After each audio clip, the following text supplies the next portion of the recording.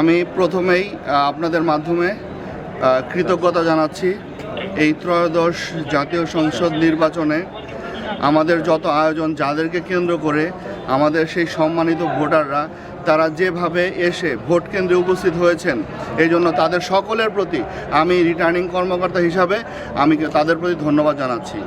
আমাদের দীর্ঘদিনের একটি আকাঙ্ক্ষা ছিল, একটা প্রত্যাশা ছিল যে জাতিকে একটি উৎসবমুখর পরিবেশে একটা নিরপেক্ষ নির্বাচন আমরা উপহার দেব। সেই লক্ষ্যে আমরা দীর্ঘদিন, আমাদের সম্মানিত পুলিশ সুপার মহোদয় আছেন, আমাদের সকল বাহিনী, আনসার বাহিনী, বিজিবি, র্যাব, সকলেই আমরা একই স্পিরিট এবং একই স্পিডে আমরা কাজ করেছি। আমরা বিশ্বকে দেখাতে চেয়েছি যে বাংলাদেশের পক্ষেও সম্ভব একটা নিরপেক্ষ শান্তিপূর্ণ পরিবেশে একটা নির্বাচন উপহার দেয়া।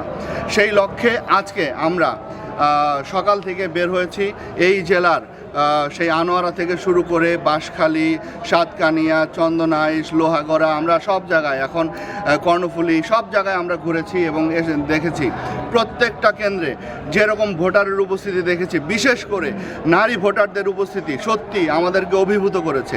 এবং তাদেরকে আমরা জিজ্ঞেস করেছি, অনেকেই বলেছে আমরা বেশ কতক্ষণ যাবত দাঁড়িয়ে আছি। আমি বললাম আপনার কোনো কষ্ট হচ্ছে কি না? বললো না, আমাদের এতেও আমাদের শান্তি, আমরা তৃপ্ত, আমরা আমাদের ভোট আমাদের মতো করে দিতে পারছি। আমরা আজকে আমাদের যে আয়োজন, আমি মনে করব যে আমাদের সেই আয়োজন সার্থকতা পেয়েছে। তারপরেও আজকে আর কয়েকটা ঘন্টা বাকি, আমরা আমাদের এই ভোটকে উৎসবমুখরভাবে, এবং আমরা আগেও বলেছি যে এবারের যে আমরা যে অংশগ্রহণ করেছি, আমরা বাংলাদেশকে জেতাতে চাই, আমরা জেতাতে চাই এদেশের মানুষের স্বপ্নকে। আমরা নতুন একটা বাংলাদেশ গড়তে চাই, যে বাংলাদেশে আপনার এবং আমার সন্তানরা নিরাপদ থাকবে, তাদের নিরাপদ পরিবেশে তারা বড় হবে। সেই বাংলাদেশের স্বপ্ন আমরা দেখি।